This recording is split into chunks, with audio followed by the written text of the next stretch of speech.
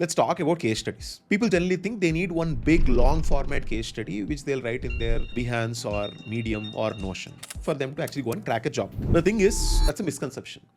Today I'm going to show you not just 1, 2 or 3 types, but 5 different types of writing a case study for every project which you have done. And this might not just be for a full-fledged UX project or whatever. It can be a simple UI redesign. It can be a small project which you have done in a very short duration, or it can be a very big project. It can be an upcoming project which you want to plan for, or even just a concept project also. This will work. For all these things, I'm going to talk about different types of case studies which will actually land you UX interviews. So you need to understand one thing about UX case studies. You might have done a lot of work, you have put a lot of effort, you did the best UX work, but the problem is, unless you can get attention to your case study, nothing works, right? That means creating the right kind of assets for your case study becomes very, very, very important. And trust me, I've been doing this for years. I've made a lot of people drastically improve their case studies, and it very much increases their chances of getting hired. So what I'm going to do in this video, I'm going to give you the entire framework, all the different 5 types of case studies, what to write in them, how to structure them, how will they help you with the recruitment process, everything I'm going to discuss. So take a nice note of all these things. And on top of it, do subscribe if you have not done, because I'm going to discuss a lot of these on this channel. So it'll absolutely help you. So before we get into this 5 types of case studies, it is very important for us to understand the psychology of a UX recruiter. What do I mean by psychology? It is basically the thought process which these recruiters and hiring managers will have when they look at your case study. What are they thinking? What do they want? We'll actually get into that, and from there we'll understand how to write these 5 types of case studies. See, generally what happens, you'll think that, you know what, I've written this case study, they will absolutely give a lot of importance to it. They will absolutely, if I write a wonderful case study, they will select me. It's not that much straightforward. Okay. So basically you'll have to understand this whole thing in 2 phases. The first one is called the scan phase, and the second one is called the scrutiny phase. Okay, so you'll understand what these are. Scan phase, what does it mean? See, when recruiters, they actually look at your case studies, it's not like they're reading everything. They actually get hundreds and thousands of applications. So what do? First, they actually go and quickly scan your portfolio, quickly scan your case studies, just trying to judge whether you are a fit or not. They don't even have time to actually read everything. They're just simply scanning and simply judging. That's it. So if you understand, your case study must be scan worthy, right? Remember that. Next thing is scrutiny phase. What does it mean? Now that they have selected you after scanning your case study, now they can't just simply hire you. Oh, come on, take the job. Now they have to go through each and every part, and literally find out all the reasons why they won't want to hire you and why they would want to not hire you. And this generally happens in the later rounds of the interview where, it can be a portfolio round or 1v1 round or wherever this scrutiny actually happens there. So if you think of it, first the scan phase where they're just simply scanning and accepting and rejecting. And then comes the scrutiny phase where they're actually scrutinizing whether you're good or not, right? And the case studies and all the types of assets which you prepare for case studies must pass through both of these phases. So, but what is happening? Most people do this mistake. They write long case studies and everything, but they're writing all this for the scrutiny phase. That's why your work is good, but it never even gets selected because you have not designed anything for the scan phase. And from that is where we're going to pull out different types of case studies which will work for different phases of the interview process. Okay, so now let's look at those 5 types of case studies that you must write for your UX project. So let's get to the first one. That is the long form document case study. This is something which all of you are very familiar with, right? You either write these on a Notion document or Medium or wherever, which supports this long format of writing. Where does this fit? It fits in the scrutiny phase. Obviously, when people want to know more about your work, they want to understand your thought process, they'll actually go and have the time to read through your case study and get to the depths of what your design was. So in this type of case study, let me give you a few tips. The first one is, don't simply follow a template. The moment you follow a template, immediately recruiters will understand that you do not have your original thought process, and they'll reject you thinking that, this person can only work given some templates. The next tip is decision stories. Absolutely fill your long format case studies with this thing which recruiters absolutely love. That is your design decisions. All you need to do is, whatever you this, whether you have just worked on the UI, you might have done research, not done research, but what you have already done is you have taken a lot of decisions, correct or not? All you need to do is tell the story about those decisions.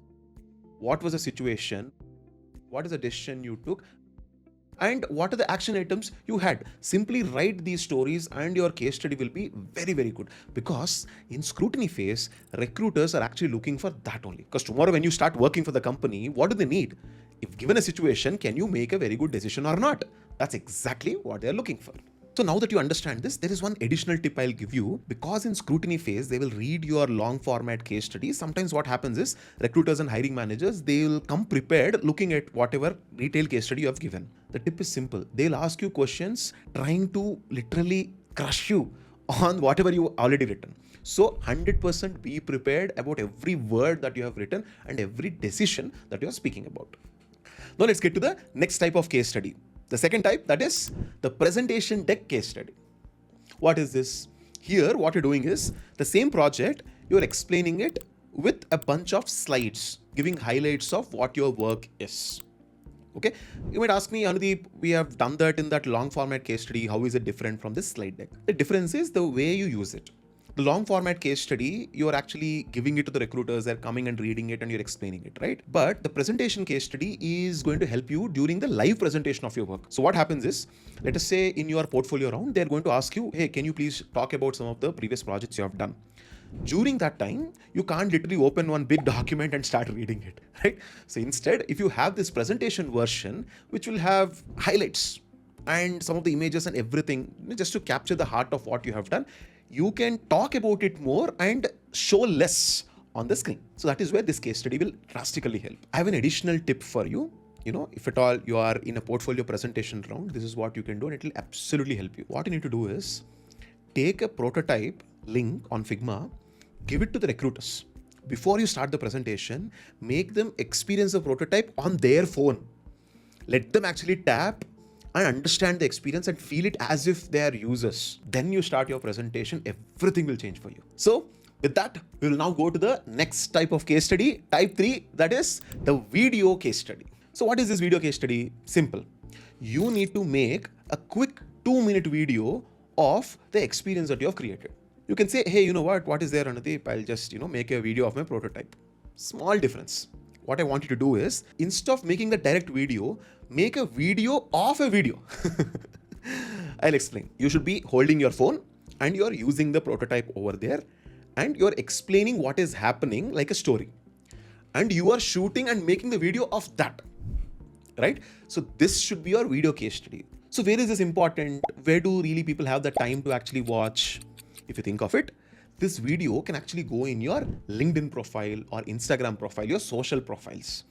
And you might be like, which recruiter will come and watch? That's the point, right? Your recruiters are also on LinkedIn, correct? They're constantly looking for candidates. They're also browsing. Suddenly, they see a quick 1-minute video which starts with an amazing hook and directly lands them and shows them a nice experience. They're like, hey, you know what? Should we actually go and talk to this candidate? Becomes a lead. So quickly, while they're trying to scan, even passively, not even actively, you are going to get their attention and they will talk to you. With that comes the next type of the case study, type 4, that is micro case studies. Micro case studies, what is that? Let me give you a clue. See, all of us love stories, correct? And if it is a short story, immediately we want to hear, right? That's the same secret which we're trying and bringing over here. See, if you think of it, in your project, don't you think you'll be able to talk about one small part of it where you actually took one small decision? For example, upon clicking on filter, you had two options. You could either show a bottom sheet or you could take them to a full page experience for filtering out. And you took the decision to use a full page experience. This is a decision you have taken, valid decision. So can you tell a story about this?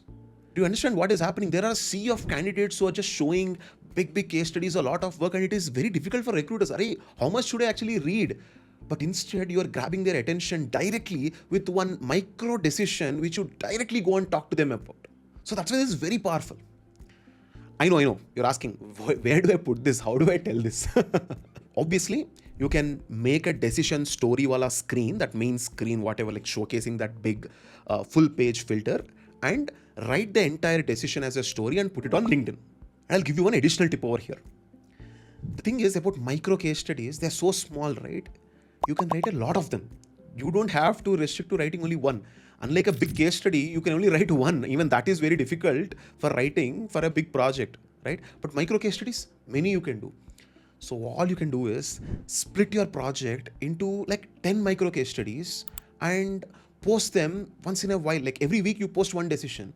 In this way, your LinkedIn is constantly active.